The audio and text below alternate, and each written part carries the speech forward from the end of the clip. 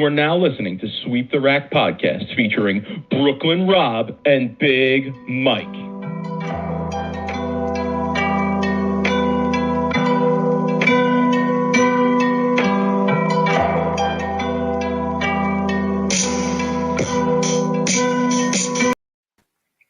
Rob, what's good, homie?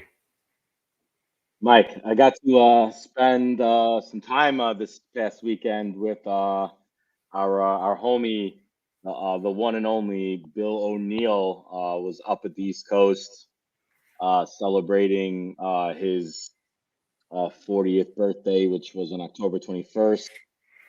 His wife put together a outing for all the out-of-towners, Mike, which means you weren't invited, but you get to, celebrate on a different probably time or already celebrated his birthday, but I haven't been able to spend that much time with Bill and, his, and Christy and the kids since it's been forever, Mike. But I'll be honest Especially with with COVID, right? Like you. COVID has impacted that a lot for sure. Yeah, and I was probably the worst bowler in that house because our former previous guest, Michael Fagan, was there too. The Sam Rothstein of Sweep the Rack, PJ Haggerty, was also there. And my brother showed up too, the one and only Dave Pershad, Brooklyn, the legend. So yeah, it was 2 days of complete chaos because let me tell you, Mike, off the topic of bowling, because we got into some drunken bowling discussions. Okay, you could only imagine what we were talking about. Spending 2 days with like 8 kids that are at ages 2 to 7 years old. Yo, I'm not built for that right now, Mike. Like that is not my speed, bro. Like I am peace and quiet around my apartment all the time. I get to sleep in. I get to do what I want. When I wake up in the morning and the kids are just 6 a.m., like fighting, running, throwing balls, just jumping rope. I mean, just craziness and chaos. So anyway, yo, shouts Yeah, to Bill. 6 a.m. tends to be like the high point of kid energy. Maybe like 6:15 is like, yeah, it's pretty much the high point of most kid energy in the day, I feel like. Mike, though, I really honestly I do wish you were there because I got into some great discussions with Bill at like 3 a.m. like his fully furnished basement in his new mountain house in PA. And after like 6 Crown and Cokes and a few beers, getting into a heated discussion with Bill about stuff is wish I could record it and post that video on our YouTube channel because Mike, it was amazing. I enjoyed every minute of it because it's awesome to hear like the perspective of somebody that good who's been at that level for so long. And we have interviews, but man, when you're that much in the hole in drinks and you're talking to Bill O'Neill at 3 a.m. about like telling him he's wrong pretty much about some shit, like it was kind of cool. So anyway, just thought I'd give you a little bit of a cool like snapshot of how my weekend was with our homie Bill and Mike Fagan and PJ Haggerty. It was pretty awesome. The Jets game was not as awesome. Dude, the tailgate always doesn't disappoint though, man. The tailgate is why we go. It has nothing to do with the game.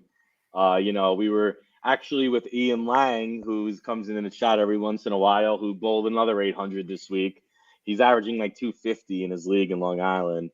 And Billy Munch, who's an old school name from the past that I'm not sure if you knew, but he was an old New York JVT legend. Bill Munch is the man, big Mets Jets fan. We get along. So, it was a weekend full of bowlers, Mike. Saw, Chris Fisher from Premier Pro Shop at Majestic. Went there, stopped in, hung out with him, saw his pro shop. He's got an amazing shop there. It's got all kinds of cool stuff. So, yeah, man, it was just an awesome weekend for me. No doubt. So, Rob, mail came this week. Yeah?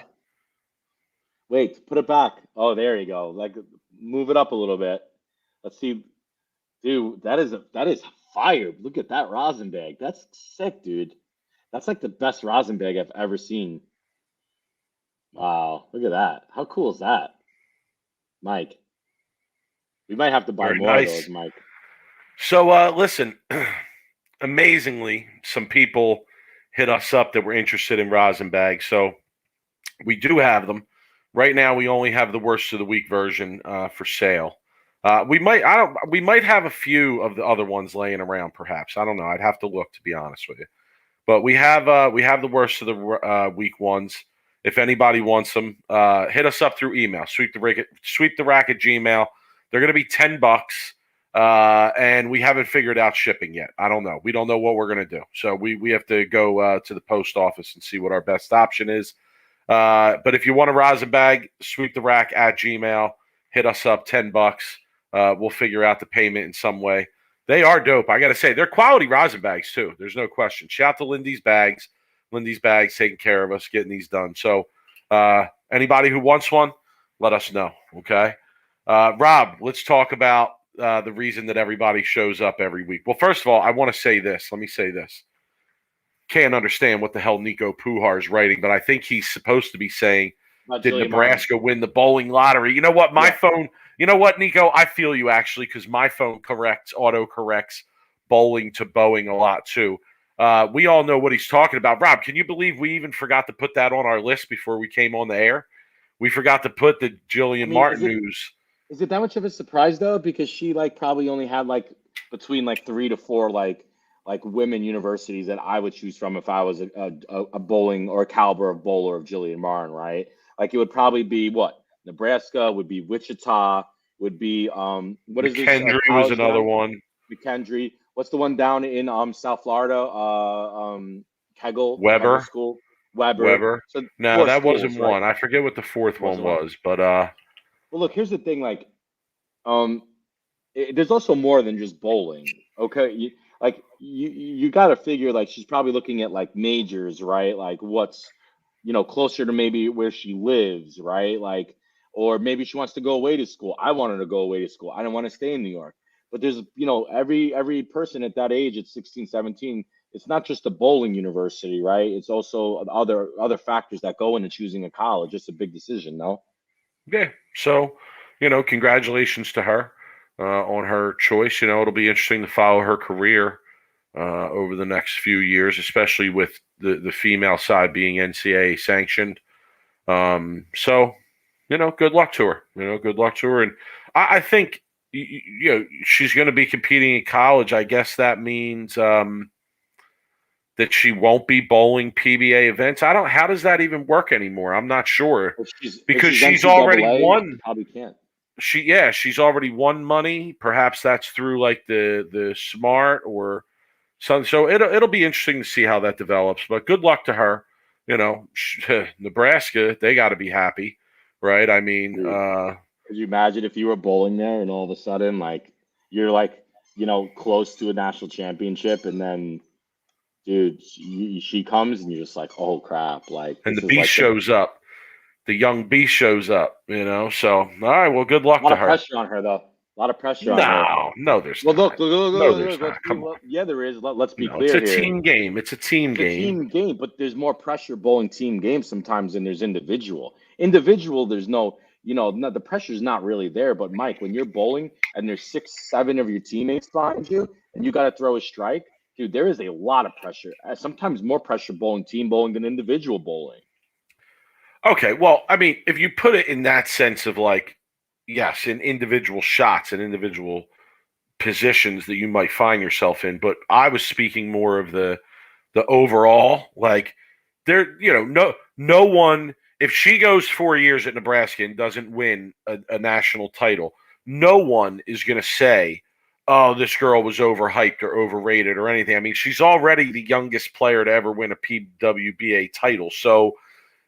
What she does at the college level is hey, look, it's nice, it's cool, it's good, it'll be interesting to follow, but that's certainly not the say all and end all. I don't think. No, but there's a lot of pressure. She bowler of that caliber is going to be putting a lot of pressure on themselves, especially when you're bowling a team and everyone has high expectations. Coming out of it's almost like LeBron James when LeBron James came out of high school. If LeBron James went to college instead of the NBA. There would have been a whole lot of pressure on him playing in the NCAA tournament. I mean, is that a fair comparison? No, I don't think so because he was so physically in basketball. There's that physical component, and there's not that in bowling, and it has a lot to do with breaks and breaks at the right time in certain instances. So no, I don't. I mean, I understand your comparison. I just don't think it works at all levels. But listen, it'll be interesting to see how it develops and watch her compete while she's doing her college thing. So good luck to her, and congratulations to her for sure. All right, Rob. All right, quick. What the people really come for, my league review. So went to practice last Friday on the same pattern we were going to bowl on this past Tuesday. And man, let me tell you, all I did was strike in practice. I actually put a video out because I was throwing it so good, and I was taking some videos of myself and kind of watching as I was taking shot by shot, and I, was throwing it very good, very confident. Then I went in on Wednesday night. They were a little bit different than what I expected. Was never really felt comfortable with what I was doing out there. 196, 201, 190. So rather consistent. I only missed one makeable spare the whole night. Okay. And it was in the 10th frame of the last game. It was the 6-10, and I flagged it, and we lost the game by single digits. Man, what's up with even spares, bro? Terrible, bro. Bro, my spare shooting was so good all night. And then I go up and I just absolutely gag on this spare, this 6-10 to win the game. It was terrible. It was terrible. It was it was not good. So I'll be back. I'll be back probably practicing tomorrow somewhere. I don't know where yet, but I'll be back practicing somewhere.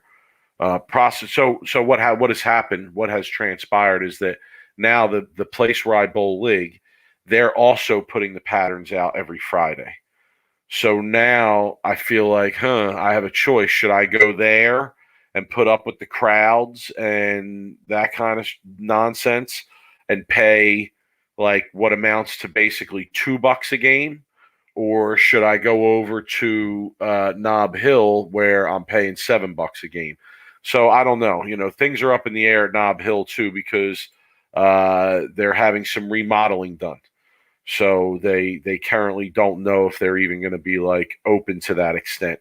So I'll see, but I'll be practicing somewhere tomorrow. Planning on bowling a few upcoming events, and throwing it better for sure. But just gotta get a little bit more consistent. But other than that one instance, my spare shooting was pretty good. I reflected by my scores: 196, 201, 190. With only one missed big ball. In fact, in the card game. We do it's spares and strikes, and the max you can get is 10 cards. First two games I had 9 cards. So I only opened once, or actually first game I had 9, second game I had 10 because the second game was clean. First game I had a split early in the game. So I only had one open through two games. And then that last game in the 10th frame, I just really gagged it. Kind of lost my look at a certain point, but the march continues. I don't care. I stand by. I say it every week. I enjoy bowling on the tough. It makes me want to go practice. Makes me want to get better. I drilled a trend 2 this week, Rob. I haven't gotten to throw it yet. I probably should have done that. Probably should have taken it out of the bag when I was struggling and didn't really have a look, see what was good with it. But drilled that. I'll be practicing tomorrow using that. Maybe I'll post a video or two. But enjoying myself. I would take the surface off that ball out of the box. That thing is crazy shiny out of the box. Yeah, so that's why I didn't use it because I forgot to tell my ball driller that before he brought it out to knock the surface off of it and bring it back up a little bit. So when he gave it to me, it was like crazy shiny, and they were very carried down because we bowled the same team we did the previous week. And again, I'm not using this as an excuse, to be clear, and I don't care how people play them. But the reality is when you bowl on tough patterns, who you bowl with impacts how they break down and whether they get easier or harder. Okay, and if you can't grasp that, if you don't know that, or you think that I'm just making that up, then you don't have you really don't have any kind of experience on those types of patterns. So we bowled the same team we bowled the previous week, and the breakdown was just a little ugly. It was just a little ugly. So I kind of lost him a little bit, but we'll see. We'll see next week. I think it's a long pattern next week. I've been bowling good on the long. I like my ball choices on the long, so we'll see what happens next week. But I'll be practicing tomorrow for sure. All right, Rob, I know you want to get to the PBA news, but I want to go from my sport league review, okay, to the news that there was another 900 this week. Okay. Wait, but we before we do any of that, Mike, you skipped Oh, over that's right. I here. forgot. I forgot. Oh my, how did I even forget? I Oh don't know, Mike. man, Rob, I apologize. Jimmy, I apologize, folks. We got a treat for you. So we're working on things around here at Sweep the Rack. It's constantly a work in progress, right? It's constantly something that Rob and I are trying to improve. And with that said, we got together with the best in the game, man. The best in the game got together. Jimmy from the Ring and 10. We want to give him a big shout. And Rob had an idea. This was Rob's idea. And Jimmy had the execution piece of it. I had nothing to do with it, to be honest with you. But they put this together. We have a new intro for the show. I wanted to just start the show with it and drop it at the beginning of the show. But Rob was like, no, you know what? We need to reveal this intro. It's that good. We want the people to be here for it. So going forward, this what you're going to see right here, Rob's going to bring it up. Hopefully the sound works and we don't have to restart it. This will be our new intro.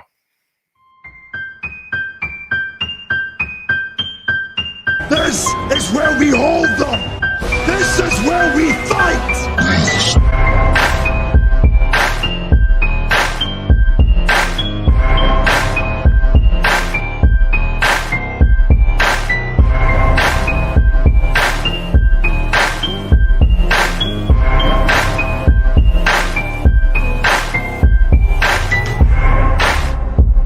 You are now listening to Sweep the Rack podcast featuring Brooklyn Rob and Big Mike.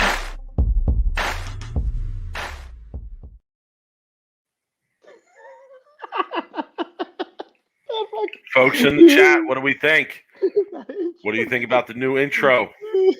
Oh, that kills me, dude.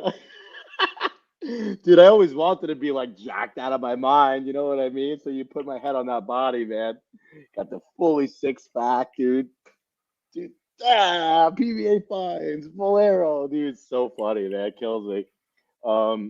Yeah, Jimmy did a great job. He did. Shout to the Ring and 10. He did an awesome job. And shout to Rob on the idea there for sure. Yeah, I laughed, I cried. Dude, me too. I laughed and I cried. All in a 30-second intro, Mark. No, clearly the best part of the whole thing is the worst of the week spear going towards the USBC message boards on the intro. Hey, Robert, and there's a specific reason why I left him off of that intro, FYI. Because I don't need us getting like permanently banned because we have a video and we put his name on someone and slaughtered it. Like I can't even imagine like if there's any kind of I could just see us getting like sued, Mike, like literally a lawsuit, like because we had him like getting like butchered on a intro video. So yeah, we stayed away from his name. I think that was a smart play on our part. But anyway, yeah. So we're working on things, Mike. I am developing a website for the podcast. I would say it's probably close to like 75 to 80% done. The time I'm spending just uploading our old episodes, making sure that the episodes are working and whatnot.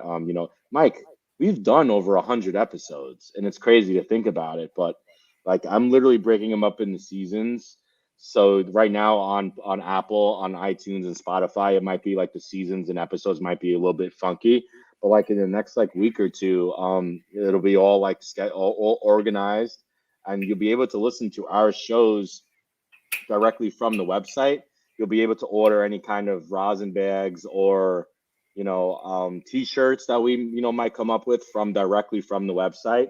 And I'm not getting any help, man. I'm doing this myself, Mike. This is self-made, brother. But I guarantee you it's better than PBA's website. I can guarantee you that. So yeah, it's a low standard. It is. Nico in the chat commenting saying, so we are the longest running podcast in sport. No, I don't. I actually don't believe that's true. Above 180. Above 180, and Tim Berg has been doing it for longer than us for sure. I also know that Len Nicholson, he's been doing something for a long time. I mean, since like the early 2000s, I believe, where he had a web page that would Phantom? broadcast, Phantom Radio. And I used to listen to that back in the day. And it well, obviously the technology wasn't as good back then, but I'm pretty sure that he he's still doing it as well. So we're definitely not the longest running, but I think I would put our money on most entertaining. If it was if we were doing like accolades of that nature. So okay. So let's talk. There was a 900. 900. So here's what I tweeted out. I'm such a hater. I am. I'm not. I don't even pretend that I'm not. It is what it is. I actually appreciate it, Maximus. Thanks. What did he say? Might not be the longest running, but definitely best out there. Appreciate that, Maximus. Appreciate that very much. Rob, I tweeted out the Ice-T hate because I just let people know. I know. But the tweet that I sent out in reference to the 900 was, I wonder who missed their target by more total boards for the 30 shot, 30 frames, 30 first shots. Me or the guy who shot 900. Me in my sport league or the guy who shot 900. I shot 590. No, what I shoot? About 590, 587. Right? He shot 900. Who do you think, if you had to bet money on me or him, who missed their mark by less total boards for the whole night? I would say that you did. It's pretty sick. I would bet on myself too, honestly, because I threw it pretty good, and I hit close to what I was looking at in many instances on Tuesday night. That's sick, bro. That's a sick point. Look, I'm never, and you're gonna disagree with me here because I know you are, but you might not. Shocking. I will never downplay a 900, regardless of how easy the lanes are. I'm not downplaying it either. I'm joking, right? It's true, but a lot of truth is said in jest. I am joking, and I agree with you. Listen, a 900 is cool. It's an awesome thing. It's a really cool happening whenever it does occur in the bowling community. But Rob, there's a lot of them now. It was like 38, but like Robert Hamilton, the second shot attempt of the last game, he missed that in and almost left the A10. Yeah, look, like you're going to need breaks, okay? Yeah. You're going to need to get lucky sometime in that night because you're not going to, put 10 in the pit every shot for 36 shots. You're going to need your breaks. You're going to need to trip that flap 10. You're going to need to trip that 4-pin. You're going to need to roll a 2-pin. I mean, it's just, dude, in order to bowl 900, there has to be some kind of luck. But he did put himself in that position to get lucky. And I think that's a lot of like people, they see like, for instance, PBA bowlers are bowling on TV and they get up in the 10th frame and they need a strike to win the tournament, to strike to win the major. And they throw a bad shot and they get lucky and they strike and they win. And then everyone's like, oh, they got lucky. Dude, to put yourself into that position to strike, to get lucky, you didn't get lucky, okay? You're bowling the finals. You're bowling the 10th frame of a 900 series. You bowled good, right? You didn't get lucky the whole tournament. So, that being said, Mike, I'm going to throw this out to you. That was the 38th 900. Now, not including Glenn Allison's 300, which in my opinion is probably the most real, authentic 900 there is out there that was never sanctioned. That's a whole nother topic we can get into. How the USBC still hasn't sanctioned Glenn Allison's 900. I would love to ask Chad Murphy that next time he's on the show, or if he's listening, to reach out. I would love to hear the views of the USBC and why they never sanctioned Glenn Allison's 900. That being said, is 900 what it used to be, Mike, since there's 38 of them now, or is it just going to become pretty consistent where there might be we might hear about one or two a year? It's certainly not what it used to be. I mean, come on, how can you possibly say that? Also, I want to say that, and Rob, we talked about this in our interview with Norm Duke. We only had him on once, so you can go back and check it out if you want. He bowled 900 too, Rob. We talked about that. It was just there was a 2-hour break in between. It was 2 games to end the block and 1 to start. So he bowled a 900 on some pretty legit conditions as well. But back to your question, Rob, you know the answer. Come on, this is a rhetorical question to you. Like, It is. I'm asking you. I'm no, throwing it it's out not. there. It's not what it once was. Like when Jeremy Sonnenfeld shot 900, like that went viral before viral was viral. Okay. I mean, I remember going to a college tournament my freshman year and hearing that he was there, and I had to go see what he threw it like. Like I had to go see him throw it just to Well, see he was a like great who's this bowler. kid that shot He was a- 900. He was a great bowler, but can I say when I saw him throw it, I wasn't like, oh man, I kind of thought, wow, I've seen a lot of bowlers throw it for the first time that impressed me more than the way he threw it, right? And I know You bowled more against him in now. college. I know more now than I did then, and I have to say, like, and I might catch a lot of hate for this, but 900 has a bit to do with just carry at this point and luck. I mean, Rob, there's a lot of guys out there who have shot, let's say, 860 and above, right? And really, it would be like 868 and above, or 869 and above, right? So you're talking anything I that's have one. like, yeah, anything that's like 300, 300, 268 and above, right? I would consider like, okay, that's it. Because if you went 268, you might have went, 8-pin, 9-pin, and that's what kept you from shooting 900, something of that nature. I mean, what's the difference? That's where I'm at with it. Okay, well, here's the thing: is like I've been on that road to almost 900 in my bowling career. Now I don't say almost because I bowled 874, and I had a 270 like low game, and then it went 299, 300, and I stoned an eight. Anyway, I'm not saying that to brag, right? I'm just saying that I had lucky breaks though on that path, right? I went through the nose one shot. I dominoed a 3-6-10. Yeah, but I that's nowhere I near. chipped a 4-pin. That's All nowhere right, but near that's a what you 900 though. but that's what you're saying though. Anything above 869 is that's No, what you're no, just no. saying. Hold on. Why? That's why I clarified. 300, 300, 268 and above.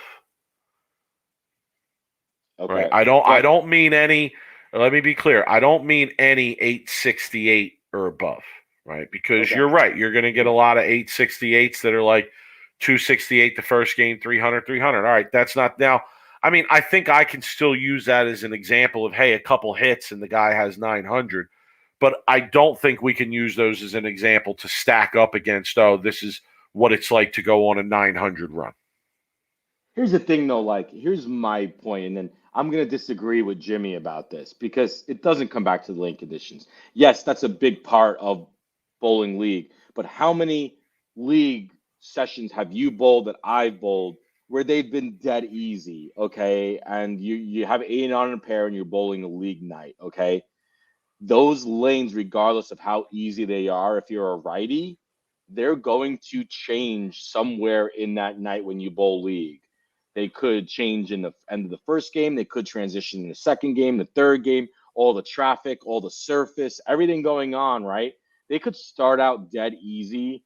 And by the end of the night in the third game in league, you could be struggling because you had some transition, and then you have to make adjustments. Bowling 900, especially on a 8-man team or 8-man like league where you're bowling four in a team, is very, very hard to do. Like it is because of the fact of all the changes that happen, and all it takes is one shot, Mike, where you miss a little bit left, that doesn't come off your hand the right way, and you flat 10, and then it's over. So to me, it doesn't, if he's a lefty and he was bowling on a doubles league, it could be a lot easier for somebody who's lefty bowling with less traffic and could just stay and play five all night compared to a righty bowling an 8-man team. So my opinion, That like, was a yeah, nice shot at the lefties, Rob. Good job. That was a nice it's shot. true though, but it's true. I mean, no lefties are going to argue with me that you deal with less traffic and you deal with less transition as a lefty if you're the only lefty on the pair, right? Especially on a league shot. I hear you. Listen, I just look at it more like it's a number of factors aligning in the right way that doesn't happen all that often. That's the way I look at it. Here's the thing is, Mike, like I was my 874, and this is me bragging now, was on 3 different pairs on an 8-man like tournament, and I bowled 279 the 4th game. Not shooting my own shit here, but I am. So like that's hard to do because of the fact where you're bowling on different pairs and you're crossing and you're going to the next pair and you don't know what they're doing, even if they're easy. Now, what I there's a guy in New Jersey, Tom Jordan, who shot 1099 previously, for 4. So listen. His family owns the center. It's a small center, and he knows the conditions. To me, Rob, that doesn't matter to me. 900 is still 900. If he did it with an 8-man team, that's still hard to do, regardless. If this was his 5th 900 in that bowling center, like Robert Mushter, who, by the way, I was trying to get on the show a couple months back. If you did it 3 times in a matter of like 3 weeks at the same center pre-bowling, that's a whole nother different conversation. I'm not going to take credit away from this kid bowling 900 because his parents own the center. He knows the conditions. He practices it on them all the time. He used the ball that wasn't released yet. I saw in the chat, he used that new Roto Grip Helios or whatever. Like, that doesn't matter to me. All those factors don't matter because still in reality, there's only ever been 37 900s bowled prior to him, and he did it. So he deserves all the credit in the world, honestly, regardless of how easy they are. His mom owns the bowling center. He oiled the lanes himself. I don't care if he oils the lanes himself. It's still a hard thing to do. All right, fair enough. But I want to go back to my original point. With all that said, you'd still bet on me for a total of who missed their target by more boards for the 30 shots in a night. Well, are we talking about your 460 series or your 590 series? No, my 590. Sorry, I just had to bring up the 460 series. I'm saying, well, clearly the 470, that wouldn't be the case, right? Yes, because it's at the bowl. Look, when you're bowling a regular league house shot and you're bowling the shit you're bowling on Tuesday nights. I can't explain this enough to the people. It is not the same sport. It is a completely different sport. Bowling on a league house shot compared to bowling on a flat pattern, you're not in the same planet. You're not in the same bowling center. You're not in the same sport. You might as well, if you're bowling a league, you might as well be playing bags, in my opinion. You might as well be playing cornhole. It's not the same sport. It's not the same anything. Completely different. It's funny. These are such quality rosin bags. They might be able to be used as cornhole bags, quite frankly. It's how quality these rosin bags are. I'm just saying. I know I had when I've thrown it at least 5 times bowling the top when I missed. Oh, I mean, it yet. Could you imagine how hard I beat mine?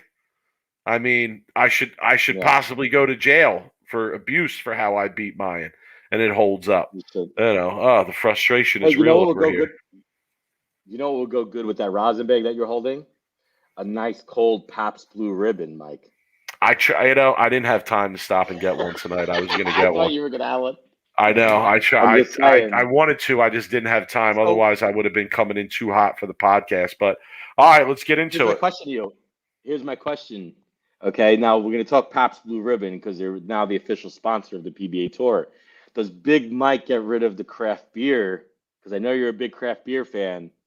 To drink Pabst Blue Ribbon solely because they are sponsoring. You have your Barbasol now. You have your Pabst Blue Ribbon. I'll buy a little Pabst Blue Ribbon since they're supporting the PBA, but I'm not going to commit to getting rid of my my craft beer. Jimmy from the Ring and Ted. Now we need a sweep the rack cornhole bags to troll the other podcast. Yo, that would be awesome. I could bring him to my work and play against my boss and lose money to him. By the way, Pabst Blue Ribbon on tap is actually pretty good. The cans is, a little bit, like on the cheaper Miller High Life side. The Pabst Blue Ribbon is a different beer, I think. It's a very better beer. So let's talk, Mike. I have in case anybody has been under a rock or hasn't been paying attention to the news, Pabst Blue Ribbon announced as an official beer of the PBA Tour. Mike, so here's the announcement. This happened, I believe it was yesterday.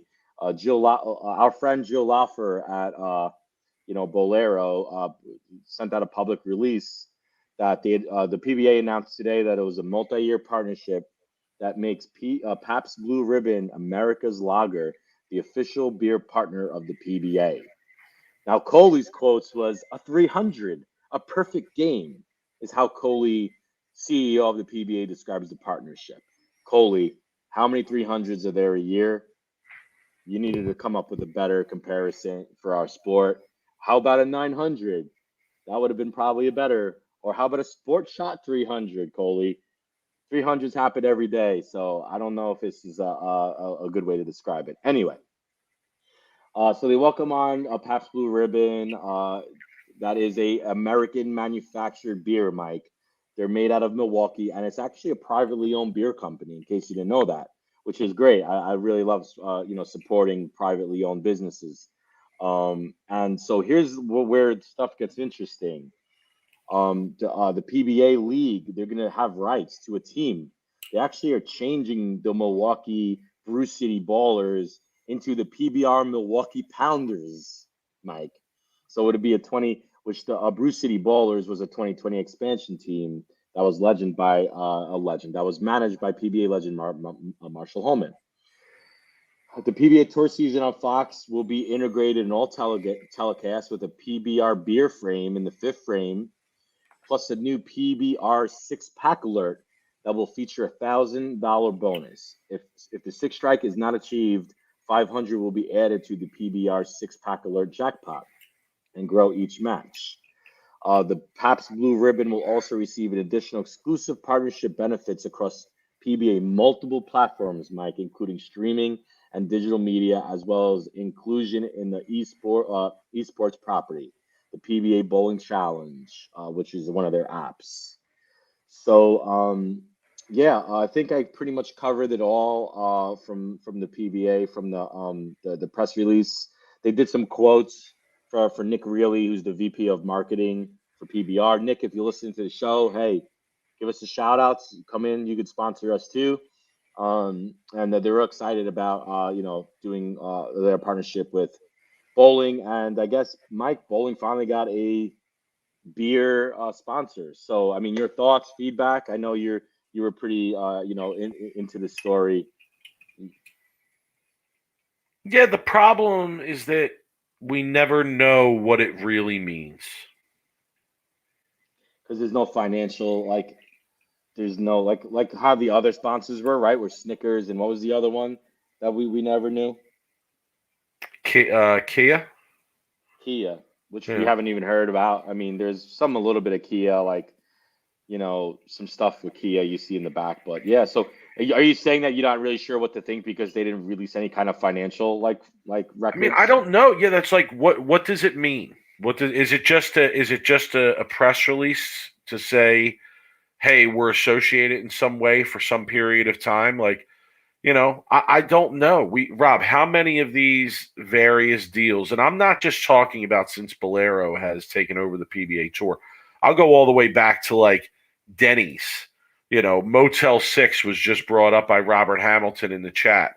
We've seen these associations before, right? We've seen this kind of stuff, but I want to know, as a fan of the PBA, I want to know what's the impact for the PBA, right? And what does it mean? Does it mean added sponsorship dollars? Does it mean we can expect increased prize funds here and there, more tournaments? Does it mean that the players might get some sponsorships through this, right? Maybe Pabst Blue Ribbon is going to feature somebody like a Kyle Troop or a Jason Belmonte in one of their ads in some way. I don't know. I'm just throwing these ideas out there, right? We're speculating as we do here very often. But as a fan, unless you're going to tell me what it means, then I don't really know what to make of it all that much, other than just, hey, there's this association. I would compare it to, when you see, oh, okay, well, this product is the official X of the NFL, right? Well, you know that company paid serious money to be able to use that claim in their, in their advertisements. You know, they paid serious money to the NFL and the networks to do advertising in the NFL and make that claim. So where is that what this means for the PBA? I don't know. Again, I'm not sure. So I guess we'll see, right? I guess we'll see this and Well, it's see tough. where it It's goes. tough if you're a fan, and I agree with you. It's tough for a fan and a player, right, to get excited about the sponsorship coming in if there's no benefits announced for them, right? Because look, let's be honest, a PBA league team, all the stuff that they said on their website, as a fan and a player, like doesn't get me excited about them bringing on a new sponsor, right? I mean, yeah, it's good for the PBA for them bringing in sponsors, but I agree with you. Like there should be hopefully something that came out with the press release that said, hey, the Pabst Blue Ribbon will be sponsoring X amount of tournaments. They're going to be, putting up, this amount of money for a prize fund. I don't know, whatever it is, like make the fans and like the players be excited about a new sponsorship coming on. This press release doesn't make me excited about it. It just kind of says, okay, they brought in a sponsor, but what does that exactly mean for us as a fan and for the players that are bowling as well, right? Is that kind of what you're saying? Yes, and I also want to say that the name of the PBA team league. I mean, listen, and I like to have fun, etc. You guys know that if you pay attention to the show at all. But that name, it's really stupid. It's a stupid. The pound. I Founders? mean, is it supposed to What would be you have double named it? entendre? I mean, I understand a beer could be a pounder, but is it supposed to be double entendre there? Like, because that's how a lot of people are going to take it. What would Okay, you have named it? I don't know. I don't know. I could something that doesn't have any chance of being interpreted as a sexual innuendo. How about that? That makes sense. If Okay. Sweep Direct sponsored the PBA league team, what would we do? Especially What if would our you're name going be? to feature women in the PBA league, right? Right. And I also want to give a shout out to Jeff Rickles. He actually wrote an interesting article on this and had an interesting take. He reminded all his readers in an article he published about this that the USBC and the BPAA have a different beer sponsor. Right. So, as usual, like this is another example of bowling not being able to get along, not being able to work together to decide here's going to be the one spot. Now, Bolero and the PBA have one beer sponsor, USBC, BPAA have another. So, I just thought it was an interesting take and just a little interesting fact that he threw out there. But Rob, until something comes about that is clear about what the impact is of this to the PBA in a major way, and I mean in having a major impact, these things to me have become somewhat just run of the mill, I would say. Yeah, it's a fair point because, like, there's been deals prior with the PBA with their sponsors that they never released any kind of like, records or anything that really helped the fans understand how this impacted the players, the money, the tournaments, right? If there was an announcement, Mike, where they said there's going to be like, let's just say 3 to 5 more tournaments because of this sponsor, then we could be like, that's amazing. That's an awesome thing, right? Exactly right. If it was, we're now going to add a portion of the season called the Pabst Blue Ribbon Mini Tour, right? That they're going to sponsor, and it's going to travel to Milwaukee and this place, and Pabst is going to be about great. Now I'm like, okay, now I understand, but it hasn't really been clear up to that part. Yeah. So we'll see. I mean, this was a good release. At least, hey, shout outs to Bolero for bringing in a sponsor. Like I'm going to be curious now to see what happens after, to see how it does impact, or if they just kind of. I mean, it makes sense if people are paying attention, Rob, because they sell Pabst in a lot of Bolero centers. So Right. that's why I don't want to I want to give it a chance and I want to see, and I'll support it, like I said. But I don't know. It seems a little hollow in some way to me, especially with some of these other examples. All right, Rob, we have the rosin bags. Let's give the people what they want. Yes, sir.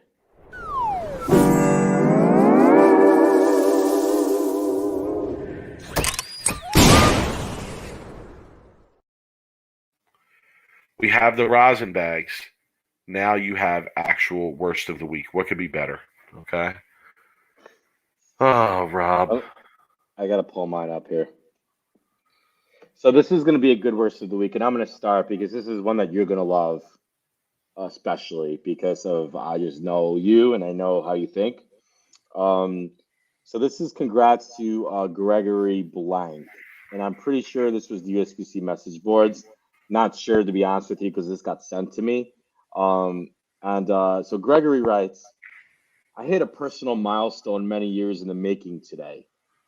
200th 700 series. Does anyone else keep track of personal stats besides 300 and 800 series? So when someone responded, yeah, when I was a junior bowler, I didn't kind of shit out a little bit, made me laugh. So someone responded, yeah, but counting 299s make more sense than counting 700s. So like people are just like counting their 700 series and their 299s. I thought that was a good one, Mike. I thought you would get a kick out of that. It's a good one. 700 series, Mike. Oh, my goodness. Some people average 700 for almost their whole league bowling career. So, again, Ian Lang kept record of his 800 series and his 700 series. Like, I mean, it's just, I know he keeps record of his 800s, but his 700s, like it's 200th, Mike. It was like his centennial, second centennial anniversary of his 700 series. It's like, come on, man. My post this week is to help ring in the holiday season. Next week, Rob, we haven't discussed whether we're going to do a show next week or not. I don't know. I'll be honest. I might be a little bit busy next week with the holiday and all that. Yeah, I think we'll probably take it off because I'm. Are you traveling? Are you traveling? Yeah, I'm actually going. I'm going to be going to Vegas. It could be Wednesday. It could be Thursday. I'm not sure yet. All right. So I get out of work Wednesday. Obviously, I wanted to ring in the holiday season. We might not be on next week, and I thought this post was appropriate. This post comes from the Hammer Bowling message boards. Hammer Bowling, and it's by Adonis James. Adonis, congratulations. You've won Worst of the Week here on Sweep the Rack. Congratulations. Perhaps, Adonis, since you've won Sweep the Rack, you would like to, at some point, pick up a Sweep the Rack Worst of the Week rosin bag. Hit us up, sweeptherack@gmail.com if you want one. Here's the post. All right, Hammer fam. Need some opinions. A good ball for a two-finger bowler as an average speed of 12.5 miles per hour, it's going to be a gift. Adonis, good luck with that gift. My advice, find another gift to give. Interesting, though. Two-finger bowler, 12 and a half miles an hour. So is it what two fingers is he using? That's what I thought when I saw that post. Dude, yeah. Good luck with that. Dude, Jimmy made me laugh. You want me to go old school with the mom's bedroom broadcast next week? Oh man, hey, that's the thing about it, Mike. It didn't matter where we were. Mom's house, basement. We're the show goes on, but usually the holidays, I know we take a couple of weeks off here and there just because, I mean, we want to be, we got to refresh. We got to refresh, and the PBA tour season starts right after the holiday season. So we're gonna be pumping out the content. Yeah, this is kind of our downtime. You know how like Tony Reale and Mike Wilbon, they're not on Pardon the Interruption much during the summer, because that's like the slow time. But when the NFL is kicking, they're on there. So don't worry, we get things kicking again in January when things come back. But we'll be here intermittently. Rob, go ahead, close it up. Give the people, show them where the Rosenbag idea came from.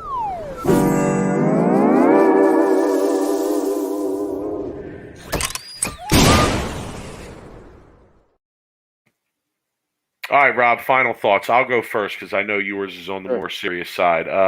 Sure. Somebody asked in the chat, I think it was Nico, any thoughts on the world super world championships? Yeah, I had some thoughts. Man, whew, easy conditions it looked like. Can't imagine flying all the way over to Dubai and everybody shooting 300 left and right. Looked like it was great time over there, though. Looked like it was, scoring environment was wide open, so people were having a good time. I know the USA had some success over there, so shout out to those guys. There were a few feel-good stories, it seemed like with a couple countries that weren't expected to winning, and some people shooting 300s and things of that nature. Now, I wonder if, you go to represent your country in the Super World Championships of bowling in Dubai, and you shoot 300, and you probably understand a lot of 300s are bowled. The lanes were a little bit soft. But clearly, Rob, you got to go back to your country and tell everybody they were impossible and you bowled a perfect game, right? The same way that the league bowler will go back to their family, friends, coworkers and be like, "Oh, I have 168 perfect games," and all their friends and coworkers go, "Really? How come you're not a pro bowler?" And they go, pro bowlers, they don't make all that much money and it's really not that great out there. So yeah, I just decided not to pursue it. Do you think these international players do the same thing when they go back to their country? Oh, 100%. Yeah, without a doubt. They're showing their gold medals or silver medals. I mean, 300. They're telling the president of their country how hard they were and what an accomplishment this is, right? Yeah, for sure, 100%. Oh, I'm gonna piggyback off of that close from you, and I wanted to give a huge shout out to the Team USA at the inaugural IBF Power Bowling World Championships. So Team USA they cleaned up really from what I'm seeing online here. They won 3, 4, gold medals each. 3 gold medals, 2. I mean, talking 5, 10, like a total of 12 gold medals for the the power bowling. And Mike, I can't explain how happy and how much joy that brought me to see these athletes bowling and winning and beating everybody else and bringing home gold medals.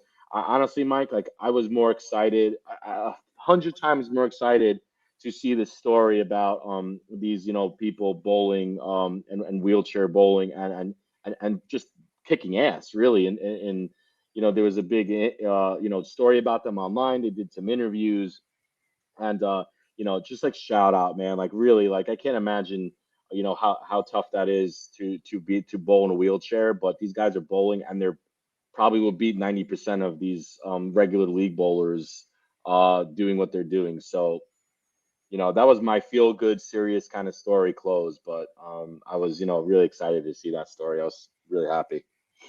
Yeah, it was a good story too. It was a great story. All right, Rob, another good episode. Thank everybody for joining us. We appreciate it. Charlie Tapp in the chat was checking out your Bowling with the Fef today on lunch. I'll finish it up tomorrow. It was a great episode. If you guys haven't checked it out, he's been a guest on here for a couple things that we've done as well. But yeah, went really in depth with Fef. I had enjoyed what I heard so far. So you guys should definitely check that out as well. Rob, people can hit us up. Rosin Bags, if they want them, they're here. Worst of the week, hit us up. Sweep the Rack at Gmail. Hit us up on Twitter. Get involved in the conversation. I'm at the 215th. He's at Brooklyn Rob 11. Rob, listen, if I don't talk to you next week, have a wonderful Thanksgiving. Safe travels to you, and happy start of the holiday season to your family, and to all of our listeners too. If we don't talk to you guys before Thanksgiving, hit us up on Twitter. We'll be active on there, even probably on Thanksgiving Day as we're watching football and whatnot. But hit us up. Get involved in the conversation. All right. We appreciate everybody joining us. Rob, take it easy. Have a great week. I'm going to be practicing, and I'm going to try and bowl better again this week. We'll see. Guys, take it easy. All right, brother. Take it easy.